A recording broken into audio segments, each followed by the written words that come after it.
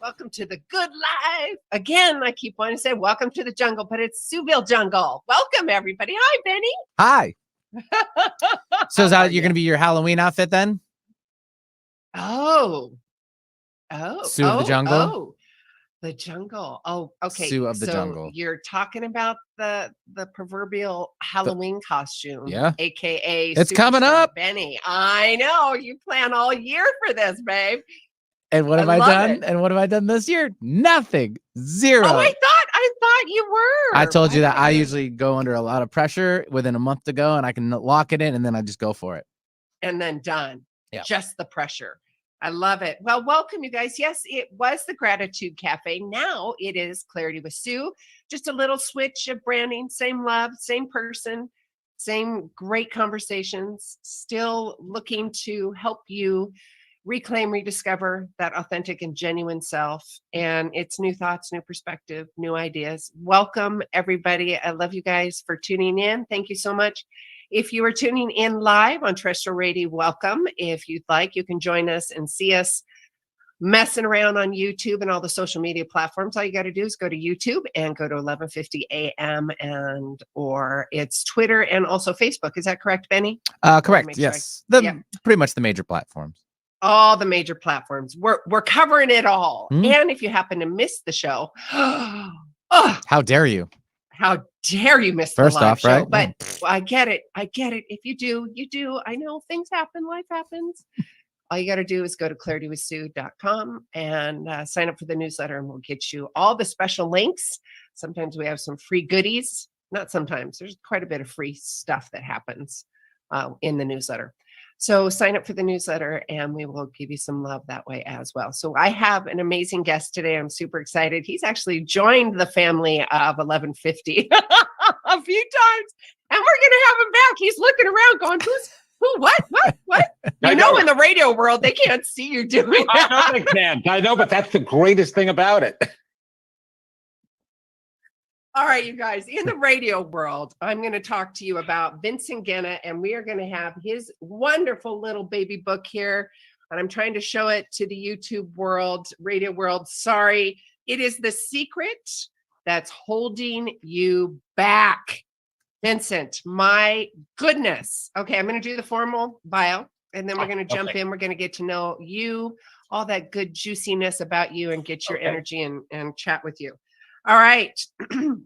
The Secret That's Holding You Back, his latest book. Okay, let me tell you about this amazing man, about psychic therapist, spiritual teacher, and author Vincent Genna. Nope, Genna.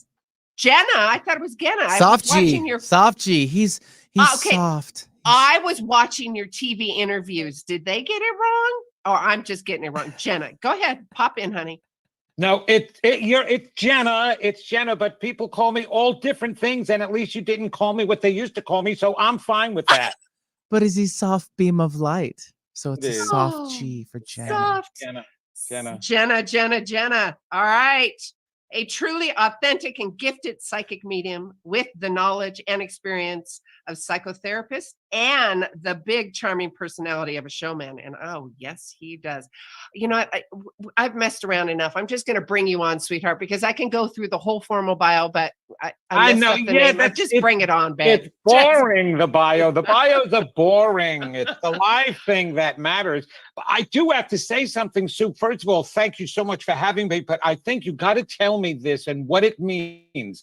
Your Clarity with Sue, but nobody sees this. Your background is blurred. Because it's a library back there, and they're going to be looking at all my books. Okay. Yeah, I love it. Yeah. Oh, are you hiding the books? I'm hiding the books, but not your books, sweetheart. You all get, right, well, you get where I'm going with this, right? Okay, I love it. Absolutely. I thought that was funny for the listeners are watching it. I know it is. I know. Why is the background blurry? Well, because you'd be paying attention to the library instead of my guest. Because the background doesn't matter. It's what's in the foreground that matters. That's what's right. important. And Sue is in the foreground. So I'm kissing the book. I love it. The Secret That's Holding You Back. Let's get to know you. The audience, they know this. I want to bring you on, and obviously you've got an absolutely beautiful personality. So let's get to know your why. How did this all start? Well, I became a psychic medium back when I was about 28 years old. It was an intention to be able to help a friend. I didn't know how to help him. At that time, I was a professional singer, actor, and dancer. And of course, my greatest claim to fame is that I was in the movie Grease with John Travolta and Olivia Newton-John. So yes, yay, right? So I had no idea on how to counsel or help any of, you talk with your friends basically, but I had this one friend who used to be my enemy and my greatest bully in school. And he became my friend at our 10-year high school reunion, believe it or not. And so his life was just, going down in the can. And I just knew it internally. I knew it intuitively. He was not one to share anything with anybody. He would always be the one to tell you when you say, so how are you doing? You get those two people that one, they tell you all the horrible things going on in their lives. And then the other one who bragged like anything. Yeah. Well, he just did nothing but brag. And it was wanting to help him that this ability came to me after I made a begging plea to God to give me some abilities to be able to help him and people like him. So the psychic mediumship opened up inside of me. The book comes from my 40 years of spending time with thousands of people from all over the world. And I also went back to school after I was a psychic medium because I figured if I was getting in the human brain and mind and manipulating and finding out all the dark details, I wanted to make sure that I wasn't hurting anybody and I was doing it right. So I got my BA in psychology, my master's in clinical social work. And so, yes, so that means I'm psychic and psycho. Yeah. I love it. I am both. Yes, legitimately. And so what happened is I was looking at everybody in life and wondering, okay, we are promised the ability to create anything we want, to be able to fulfill our dreams, Sue, right? We're always told that. And we were told that even before Tony Robbins existed, way back when. Go after your dreams. And people naturally did it, but not everybody was achieving them. Matter of fact, the majority of people weren't. They were either hitting blocks. They would only get some success. You mean things were holding them back? Things were holding them back. Exactly. Oh God, I got to take you with me everywhere. Okay. You be there. You'll be like Vanna White and you hold my book in the background and going, this is it. I love it. Right. Exactly.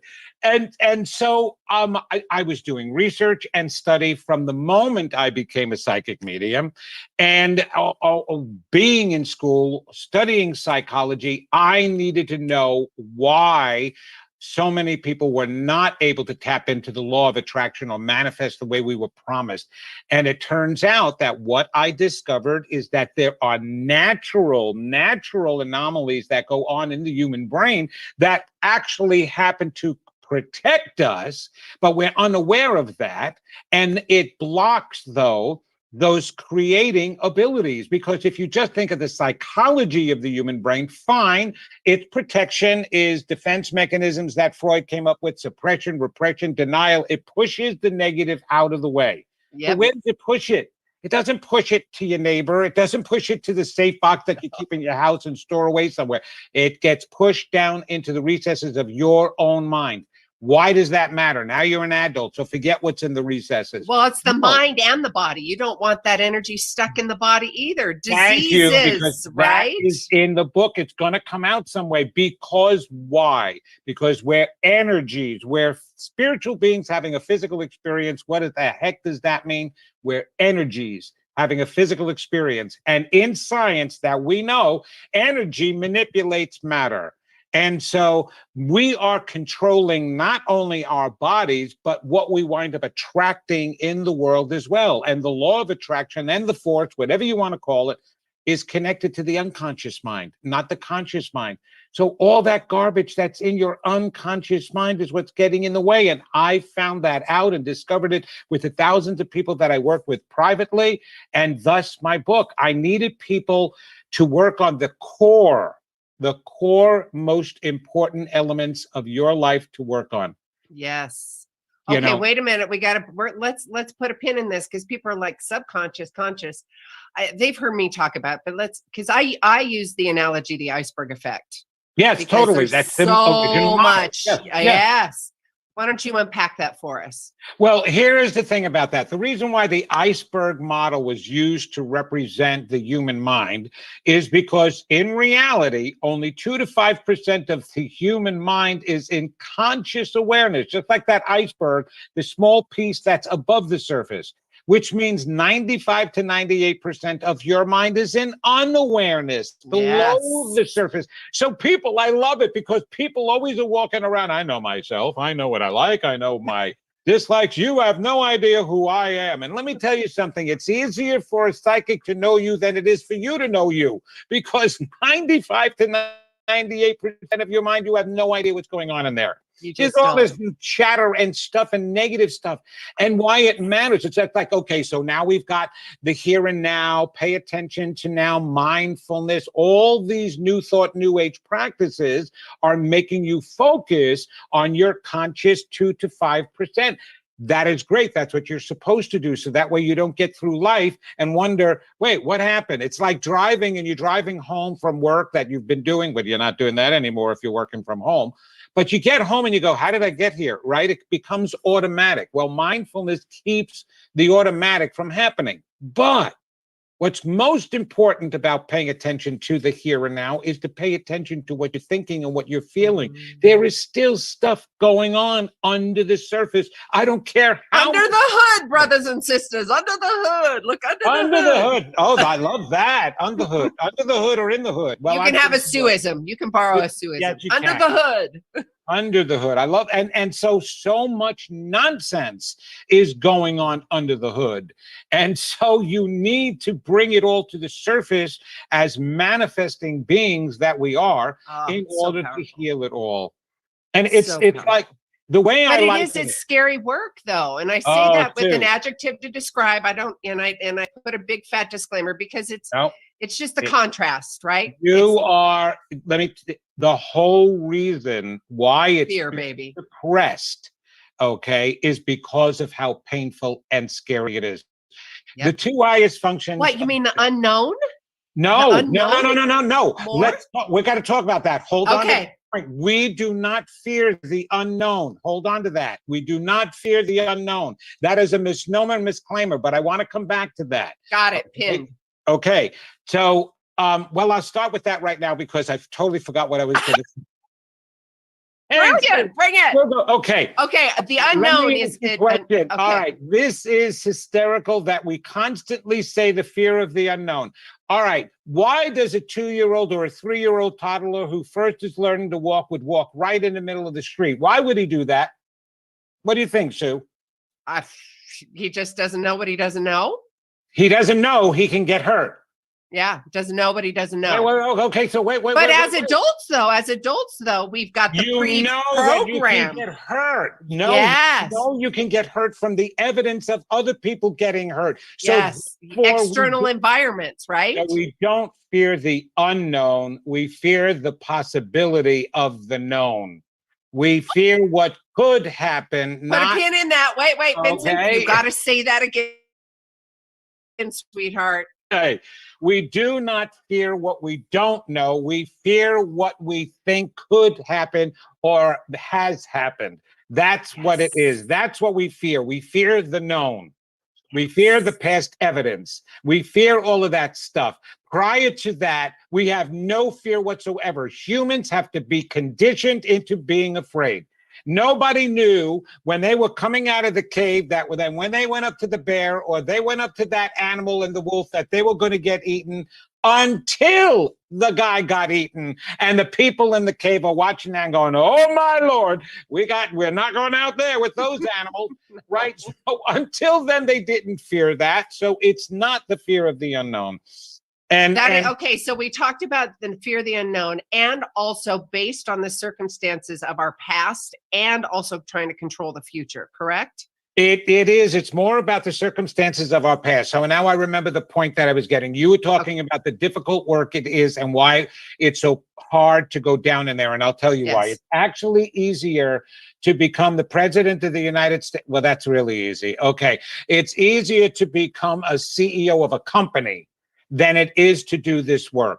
And I'll tell you why. When I became a psychotherapist, one of the things that they taught the the therapists and all the counselors is that, you know, it's really difficult for clients to come and get therapy. And that's why so many of them don't go. And when we study the reasons why, it turns out because people are deadly afraid to find out that their deepest fears about themselves are true. Now, let's refer to my book a minute. I divided the brain into the natural brain that Freud divided it into was now the conscious, the subconscious, and the unconscious mind. Carl Jung, his greatest student, labeled the unconscious mind the superconscious mind, because that truly, he believed, is where we're connected to a collective unconscious, the mind of God, the soul's mind that has all the answers. So that's the super part down there. I divided the brain even more so, okay, into the conscious, the subconscious, the adult-made mind, where you harbor the defense mechanisms. There you go, great picture. Right there, And then page the 53. environment-made mind, where you harbor all your negative self-beliefs. And the environment-made mind, the brain winds up creating first to get all those negative beliefs. So now people are afraid to go deep because they think they're going to get stuck at that environment-made mind where you're harboring the beliefs of, I'm not good enough, I'm not smart enough, I'm not pretty, I'm not lovable, I'm not deserving, I'm not worthy. They think that's the truth about who they are because they're so far removed from the soul's mind and the superconscious mind that's telling them, no, you're magnificent, you're divine, you're incredible. So I have a question. Yes, with that fear, but isn't there also, because I'm speaking from personal experience, go ahead. the fear of, well, if I change, they're not going to like me anymore. If I change, they're not going to love me anymore. Right. Right. So understand that still comes, if you, having read my book, you understand I like to bring things down to the most common denominator. You are speaking my language. That's right. You've got to heal the point of hurt. The whole reason why you would even believe that they won't like me if I change is because of all the work you had to do as a child to attain love to start with. Okay. Audience, did you hear that? It's all based on a fear from the past or unresolved, I can say issues as a big umbrella. Well, unresolved emotions. It's the fear of belief. Really, we only have a few negative self-beliefs, and actually only one when you bring it straight down to the common denominator. So the belief of I'm not good enough, or I'm not smart enough, or I'm not worthy enough still brings us down to the most common denominator, which means and translates to I'm not lovable. And we bring in all these other adjectives to describe our emotions and stuff. Well, it breaks the drama. Go up rather than down. So here's the two bottom line emotions. The first one was love. We were created from love. We all felt love. Bingo, that's the way it started. The moment we separated from our highest source, God, whatever you want to call it, our greatest being, who we are, there was fear. Mm-hmm. It's now love and fear. The fear that I'm not lovable, okay? Now, every negative emotion that we feel today has evolved from the feeling of fear. Every positive emotion that we experience today has evolved from the feeling of love. So that's how so it's not a matter of that we brought it in, it actually evolved upward. It evolved outward and upward from those two common emotions. And so when you say that I have the fear of changing because people may not like me, you're absolutely right. You're absolutely right. And by the way, that is also a fear that's stated in the Bible by Jesus. And that's one of the spiritual leaders. And we could go. One of the spiritual leaders, yes. And it's universal to me. The audience knows it could be absolutely. It could be, and they know I say it could be purple chopsticks, my loves. If that's where it's going to be for source for you, have at it. But the thing is, why was it written? We have How was think it about written? why That's the things were written that were pointed out that way for any spiritual leader, and it's not even religious. It doesn't even have, we turned it into a religion by why things were written, what kind of try to get us messages that came across. And he had fears himself that we don't look at. We totally translate a total different way. He had the fear of change, which was one of the really the true meaning of the temptations he had from the devil. It was his devils. It was his inner demons before he went on to help people, right? And Right. Gandhi had the same thing. Martin Luther King had the same fears. Junior, he had all these initial fears because the story was so early on that we feared that we weren't going to be good enough. We weren't going to be lovable. And so therefore, if I do my work and I do it like this, well, think of what you have to do when you were growing up at home. And you were told, clean your room. You got to clean your room. You got to do good in school. There was all of these expectations on you, which is normal. But then as you're growing up as a child, wouldn't you be thinking, well, I get positive attention when I'm doing the right things. I get negative attention when I'm not doing the right things. So that must mean I got to do all these right things. I got to make sure. Well, wait a minute. There's a contrast. You get more attention when you're doing the wrong things because somebody's Well, yelling at you get negative attention. Negative attention. You get negative attention. Yeah. And sometimes if you get no attention at all, that is the reason why children would do negative things, because negative attention to them is just as important than as positive if they don't get positive. So yes. And we do that as humans now, as adults. As adults, we still do the same thing too. Adults. Adults. I love Wait, it. Adults, right? As Adults. Yeah. Oh, okay. For a second, I thought I heard you say adults, but that's all right. No, all right. Oh, It's a play funny. on words. Well, let me tell you something. According to the way the adults are living today and acting today, they can be adults. I don't know. I think we just made up a new word. It's all we did. It's beautiful. Well, you know what? Benny, why don't we take a quick commercial break? We're still going to be live on YouTube. For those of you who are watching us live, hi, nice to see you. For those of us joining us on the radio world, we're going to take about a 3-minute break and we'll be right back. This is Sue with Clarity with Sue. Cool. All clear, you two? All right. I got a cough. So Vincent, you go. Go ahead. No, you coughed. No, this is truly what you brought up about it being very difficult work. It is, which is why people want to and do avoid it, because again, it's a defense mechanism, because anything that makes them feel bad, their brain is going to convince them and give them a reason why not to have to work on it. I get people all the time and clients all the time. Oh, I've done all of this work already. And I'm like, no, you haven't. If you have not attracted or manifested in your life what you want, then you have not done the work you think.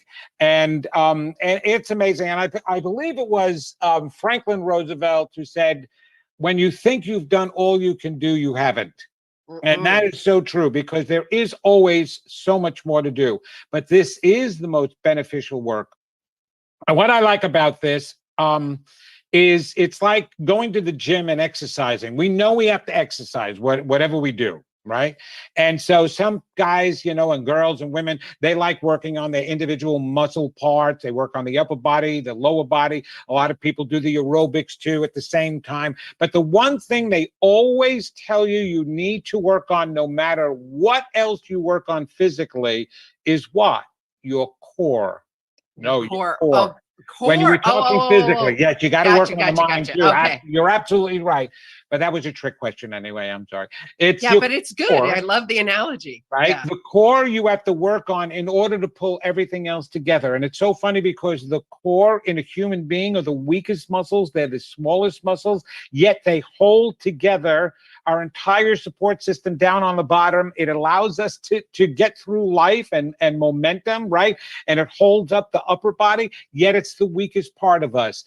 And so the way I liken this book is no matter what you want to work on, no matter what you want to achieve, you still have to work on the core. You've got to work on those bottom line issues that are within you, that core, your core beliefs, not your conscious beliefs, because that's in the upper mind, that's in the 2% of your mind. It's the core beliefs that are all the way down in the unconscious recesses. And when you do that, Then you're going to pull everything together and make everything work that Yep. you attempt. You guys ready to come back in too? Yes, we Oh, we are. are. Thank you, Vincent. Yeah, That's stand by. beautiful. I will survive. Hey, I will survive. I love Love it. the music. I love what Benny picks out all the time. He's I great. do He's too. great. It's Aw, so thank you. good. Thank you. I love it too. We love Benny big time. All right. The Ah. secret that's holding you back. Say that to yourself. I mean, ask the question. So, and Vincent, when I'm educating and the audience as well, and when I'm doing my gigs and stuff, there could be affirmations, there could be book titles. I always encourage, ask, lovely, gently push them towards what is holding you back. Like if it's an affirmation, it's not just an affirmation. You know, you were talking about the core values, the core essence of who you are, some of my language as well. If there's an affirmation, a book title, and it really resonates with you, ask the question if that's how you truly and authentically, genuinely want to show up and be, right? So with yours, asking the question, what is holding you back? Guess what? The answers are right here in Vincent's little gem of a book, right? Thank you. That's great. Yes. I do what I do specifically in the book is first I tell in the first few chapters, I give some stories of some client readings that I had. Which is important because it sets the foundation, right? Yeah. Well, yes, I wanted to do that so that people begin to understand the different areas of their lives that they could have maladaptive negative self-beliefs about. And with those client stories, I totally illustrated some of those internal beliefs that they didn't even know they had. And that's one of the reasons why you go to a psychic. You just don't go to find out, am I getting that job that I'm applying for? In actuality, when you come to me, I'm going to be telling you not just about the job that you're applying for if you're going to get it, but why aren't you getting the job that you really deserve? Why aren't you going after your dream? Why are your finances still in trouble? Why is your health so bad? Because when you get to the core, again, of what's causing the problem and what's getting in the way and what's holding you back, then you eliminate that, then there's nothing holding you back. And at the very bottom of the book on the back, what do I say? I say, become unstoppable. What's holding you back? Nothing, because you can become unstoppable once you remove those blocks, once you understand what is getting in your way and holding you back. Oh, Vincent, you're speaking my language. You really are. And I've got to advocate for the audience. I'm sure you've heard this too. You don't know what you don't know. And they're in the rabbit hole and spinning out. They just don't have the capacity to know, to understand that there is even something going on. Oh, no, that's too much work. Or no, Right. They just don't have those glasses on. They just don't have that capacity. They don't know. Yet. They don't. Well, don't know. like I said, Sue, it's because of what the brain is doing. Yes. If the two highest functions, one to keep us alive, two to protect us in order to keep us alive. Okay. So it's the protective part of the brain is another word we use for two words, coping skills, coping. Yep. A coping mechanism. And we have those coping mechanisms and those protective mechanisms. We know physically what it does, like that fight and flight syndrome type of stuff, where the brain kicks into gear when it's trying to protect you and get your butt out of there when the animal is chasing you or some danger is coming along, right? Get out of there. That's a protective mechanism. Even a fever is a protective mechanism. Your body purposely raises, your brain, purposely raises your body temperature to make it an unlivable environment for the bacteria or the virus that's inside of you. So that's why you have fevers. And so what will it do when you have emotional pains? Well, it has to protect you from it. Now, you can tell the people that don't have these strong coping or defensive mechanisms working, or as in my book, I say strong adult-made mind beliefs, because those are the people that are walking around with some kind of mental pathology, depression, anxiety, panic disorder, any of that stuff means means that their coping skill levels were down and weakened in some way. As a psychotherapist, what did we used to do? We actually used to build up cognitive behavioral therapy and different types of modalities like that, help to build up and reinforce the coping skills. But here is the problem with that. That's all well and good if you just want to survive. And I'm telling everybody who's listening right now, you do not need me. And actually, you don't even need Sue if you just want to survive. You'll figure it out. As a matter of fact, they have a whole television show that was based on just surviving. They do it on TV. You could do it too in life, right? Whether you're in a loincloth or whether you're homeless, it doesn't. Homeless people survive. They're out there begging, they're making money. But if you want to thrive, if you want to believe that there's more to life than that we deserve more than that we're more than physical beings, anything that makes you want to believe you deserve more, should have more, could have more, can have more, are more, then you need to understand the philosophies and the methodologies and the things that are happening that keep you from having more. And that's why it is so difficult walking around today. Sue, you look at life, just take locally, just anywhere you live in the country or the world right now, okay? Just look around you locally and see what's going on and the stress that is going on. It is so difficult for people today, Sue, to believe that there is any more than this. Yep. Right? This is all this struggle, all this hate, all this crime, all this disaster, natural disaster.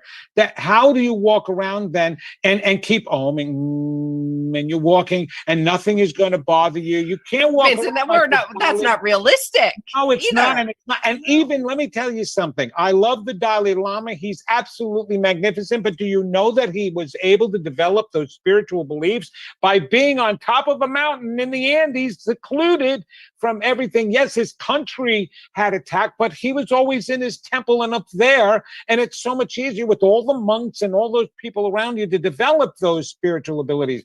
Do not look at your spiritual leaders today and think, well, I can't be that way. I can't be like him. I didn't have an experience. I get it. You're in the middle of the garbage. You're in the middle of the negative. And I'm still telling you that you can change your life. Because guess what? I was in the middle of the negative.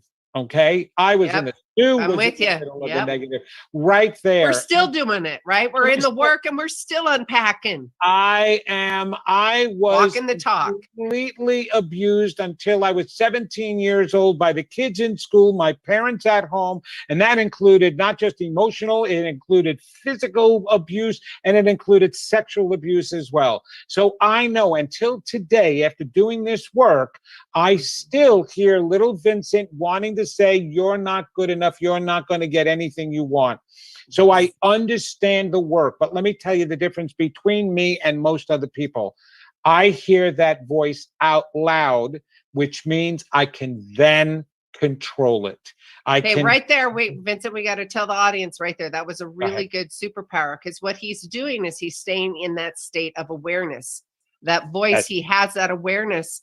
And you guys have heard me talk about that's number one. You've got to have the awareness, the drunk monkey or whatever's coming up for you, the worthiness, the lack of, all of that. That's really that inner voice. And it actually, I simplify it, Sue, by saying it's really your child. It's your inner child's mind. Because if we really think about it, that's where most of the damage occurred. We only compounded as adults because what we're attracting in. So bad relationships, you're not creating new bad self-beliefs. You're compounding old ones, because the whole reason why you attracted the bad relationship to start with is because of the way you believe about yourself as being unlovable. And then you've got all these chemical reactions and dramas and all this stuff. Absolutely. Vince, let's go to habits and the practice, because the audience knows, and I've heard you speak to this, because this is really important. When that voice from the past, when that voice of fear, when that voice of your inner child comes up, you have to have a practice that's already in place, right? To change that habituation to That's the reason why I put them in my book. First of all, I do want to say, Sue, you want that voice to come up. Do not suppress it. Thank you. Do not push it under, because And in my book, I also leave 5 reasons why we become ill. And the first one is unresolved, suppressed negative emotions will come out in some form of biological disaster on your body, be it a cancer, be it a disease of any kind, be it pain, fibromyalgia. I don't care what you get, even an automobile accident. If you are feeling negative about yourself, you can absolutely set up a negative vibration around you. And you Don't can do that. Don't do that, audience. you can find that hole that you can step in, that proverbial hole. Remember, you know those negative people. You hear them, RAS. everything Yeah. I touch and wherever I go, I'm going to find the hole and break my leg or something disastrous is going. And you always tell us, well, stop thinking that way because you're going to cause it. But this is true because It's true. Yeah, stop the ER syndrome. Okay, So you do want to feel that. You do want that coming up. And then the next thing you want to do is grab hold of it and take control of it. So when I hear little Vincent, I hear him turn around because like for example, if I'm going to be on this show, it's not going to go well. You're not going to, nobody's going to like you. And I go, stop. I have to be aware. This is where mindfulness is important. Stop. All right, I just heard you say something negative to me. And then I have to replace that negative thought. No, you have the 3 R's, don't you? That's one of my exercises is the 3 R's. Replace. Tell me what the other ones are. Do you? I don't. No, I can't. Replace, rehearse. No, it's review. Review.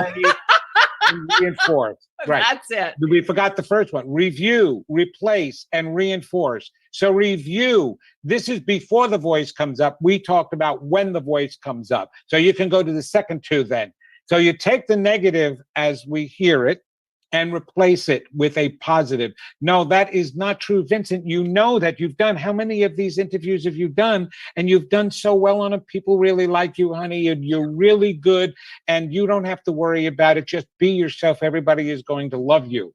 Then you reinforce by constantly bringing up, whether it be continuously that day or the next day. Look what happened today. You did so well today. How great. Sue loved you. And everybody in the audience thought that you were the best absolute host, guest that they have ever had on your show. You know that.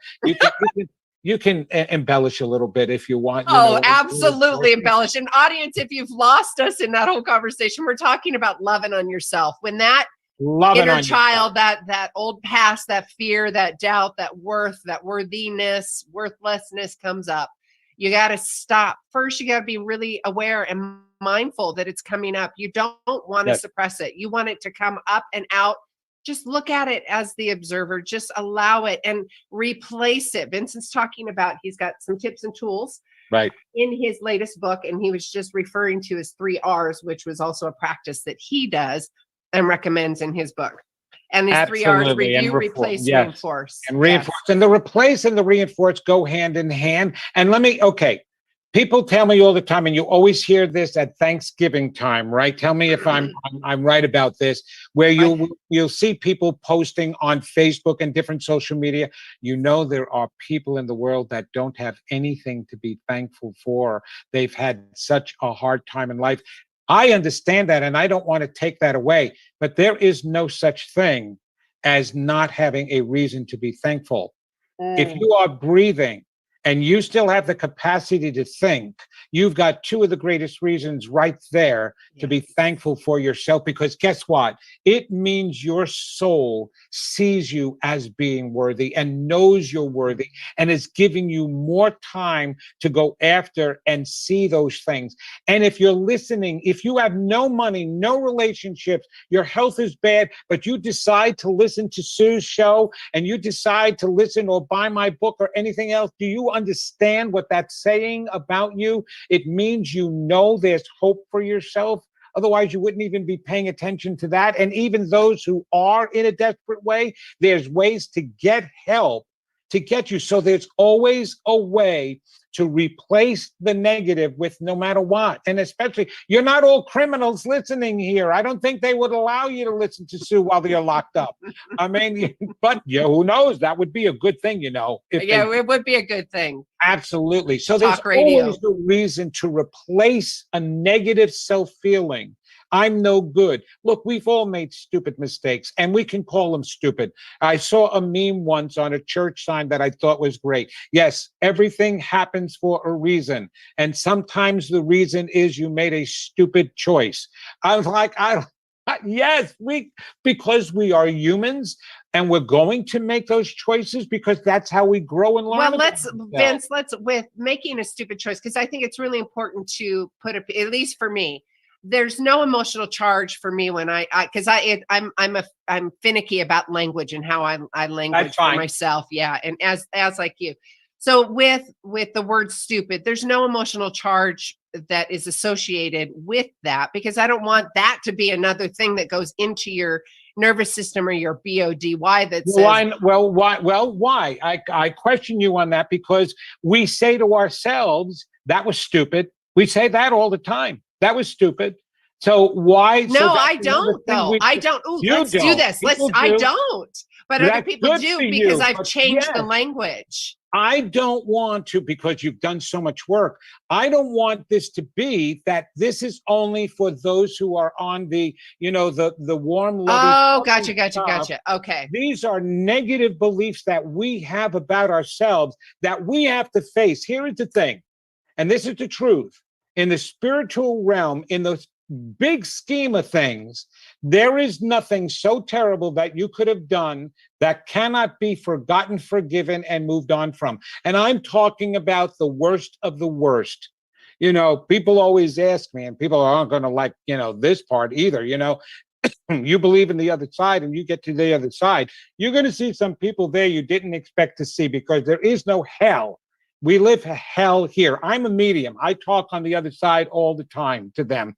This is where the hell is, even though they're still learning over there. And those people who did make lower choices, and Sue, in this new thought, new age kind of movement, they are very quick to not want to use those. So they won't even use the word mistake. It's lower choice, And I'm sitting here going, damn hell no. People have made some real stupid lower choices.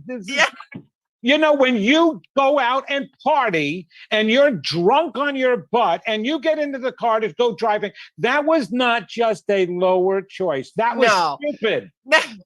Okay. And what does the word stupid means? It means without intellectual thought.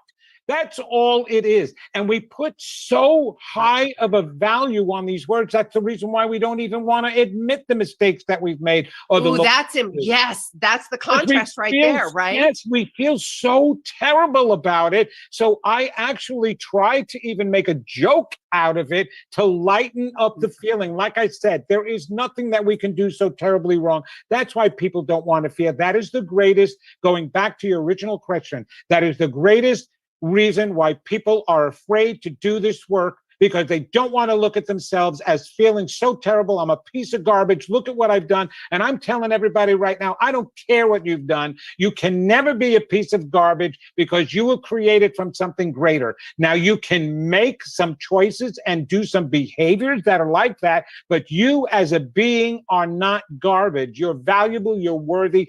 Whether your choices were stupid, whether they were high. But what you're saying, Vincent, is so juicy and sexy and beautiful, because it's like, and I've been talking about this on the show for a couple years now, it seems. It's like a big fat permission slip. You have the power. Okay, yes, you see the contrast. Yes, you've seen the stupidness or the worthlessness, whatever the language is that you're going to use, my lovely ones. Myself and Vincent were saying the same thing, that look at it, lean into it, and also heal from it, bring it up and out. That's right.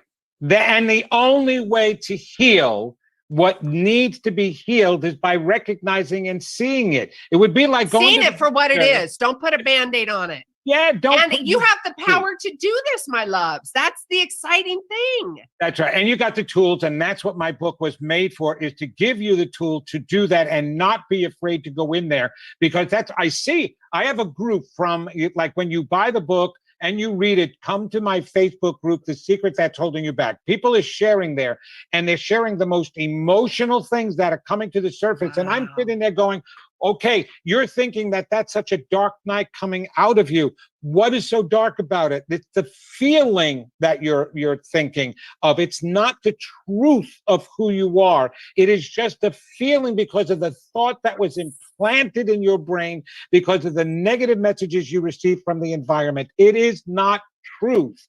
None of the choices you made in your life are a definition of who you are. They're more of a definition of how you feel about yourself. That is the bottom line. So the better you feel about yourself, the better the choices are going to be, the better the outcomes are going to be, the more you're going to be manifesting. And so there's where it starts. And this type of work you can do. Now, here's what I love about my book now, because of the reviews I'm getting. People are just starting the book. They'll get to the first exercise, like the 3R exercise is one of the first exercises I put in there. And all of a sudden, they're having these incredible aha moments. Oh my gosh, even before they get to the exercise, realize that they never really believed what they thought they believed. Replace it with what they want to believe and truly do believe now. And they're seeing changes overnight. This one woman wrote me, and this is just an example. She wrote me and said, I read your book. I started to do the work. I didn't even finish it. The next day, I got a phone call getting my dream job and an increase in salary because I finally believed I deserved it after doing your work in your book. Right there. How instantaneous the results are. And it is such a profound release of energy when you do that, because you're audience for the radio, you can't see us, but we're both just hallelujah, brothers and sisters, hallelujah. I mean, it is, because of course she had that immediate. I know. Well, are we allowed to say the word orgasm on your radio show? Yes. Okay, just bring on the body orgasm, heart orgasm. Benny, did you just the juicy stuff? No, you're good on that one. It's a medical term. You're good. Yeah, all right, listen to me. This is hard pressed for people. Okay. The physical orgasm was actually created because the animal kingdom, other than us, do not feel orgasms the way we do. When they're doing and they're copulating and mating, it's strictly chemical related in order to reproduce. For us, it's physical. It's a feeling to complement the emotional feeling we're supposed to be feeling about ourselves, not just the love that we're sharing, but the love that we're giving. I will tell you this right now. When you do this work and you start achieving, it is as climatic and even better than the physical orgasm. The physical orgasm only limits to the body. When you have an emotional and a spiritual orgasm, there is nothing greater than that. And I will tell you, going after this, achieving, even if it's a small thing, even if it's a matter of the dream job, but there's nothing small in our lives. That's what's incredible about this. You will feel such euphoria and an orgasm that lasts you a lifetime. Because and hold on to that feeling. Keep going. Hold on to do the 3 R's with that orgasm. Yes, absolutely. I love it. You're actually feeling the godness, the spirit, the divinity inside of you when you do this work. That's the reason why I continue doing my work, because I am having orgasms on stage and online all the time. And it's even without porn. I love it. Yeah, we don't need porn. No. We don't need any of that. Heart orgasms, brain orgasms, energy orgasms, all the stuff we segued. But it's a great conversation to have because, and if you truly want a life full of juicy vitality and abundance that's for you, authentic and genuine for you, get the tools right here, Vincent's baby. There you go. I love it. It's holding you back. Sue, right you're great. You're great about it. But look, this isn't about selling a book. Okay. I don't want people to think that that's all I care about is selling my book. It's about giving a message that can transform your life. Transform. That's what I want to be able to help with, is transformation. Being of service. That's why you brought this to the forefront, is being of service. I did. I want, because I know you can. And Yes. I want everybody to get the feeling of what I'm talking about now, that orgasm, that whatever you want to call it, that euphoria, that understanding and touching your divinity, your godness.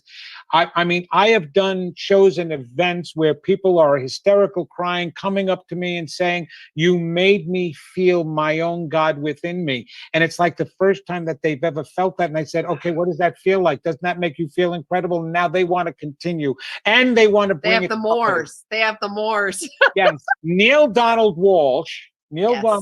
wrote in Conversations with God, book 1, and I love this and have followed this ever since. God says to Neil, I truly wish every one of you on earth were truly selfish, because if you were, and you were only thinking of yourself, you would automatically think and do for others because of how incredible it makes you feel. And it really is. Everybody, when we use the word selfish today, they're only thinking about themselves. Oh, there's a whole connotation. They're not Yeah. even thinking about themselves. It's only a defense mechanism that's kicking in, and it makes it seem like that's all they care about, but they're not. All the people you see acting in the world today and acting out and lashing out at people, and they're saying, I got to protect myself. They're not protecting themselves. They're actually truly harming themselves more than anything else, because they feel worse afterwards. They feel like Cain in the Bible, Cain and Abel, right? They feel like that's what happens. Again, Well, those are wait, good Vince, stories because for you just us. did a paradigm shift with the audience there because of that conversation. There's a shift in mentality that's got to happen with that word, right? Go ahead. Well, meaning when it's almost as if you dropped a bomb on it and said, well, wait a minute, if I have to be selfish, Yes.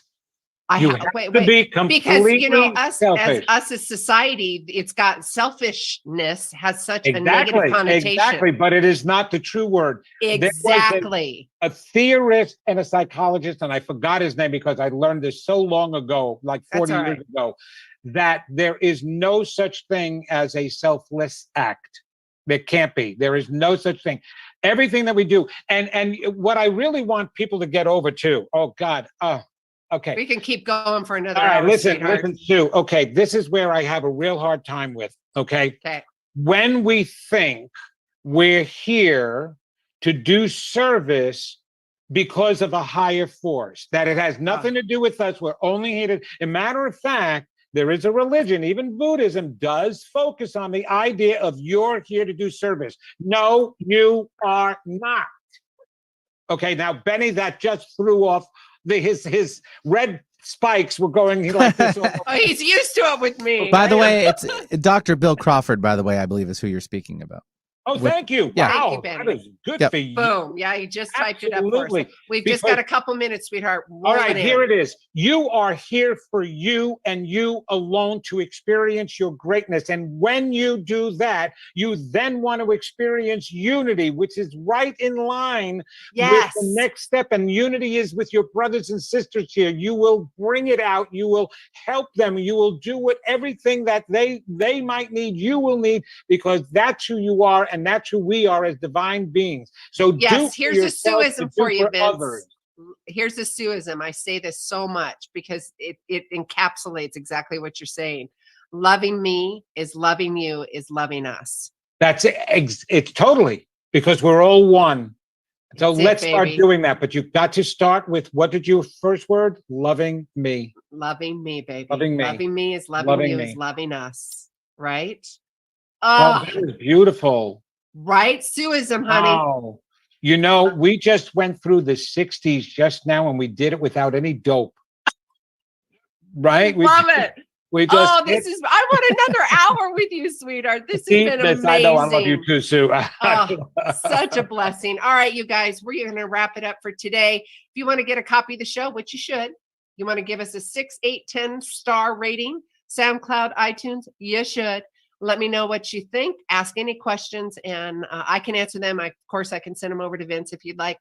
We'd love to hear from you. And Vince, so thankful for you. So appreciate you, and keep standing in the rink and loving and giving everybody these tips and tools and permission to be their greatest self. And I will. right? All they do is have to come to my website at vincentgenna.com, and that's with a GENNA, and they can reach me from all places. all there. over. over there, And if you guys are driving, just go to Sue, Clarity with Sue, and it's going to be in the newsletter, all that information. All right.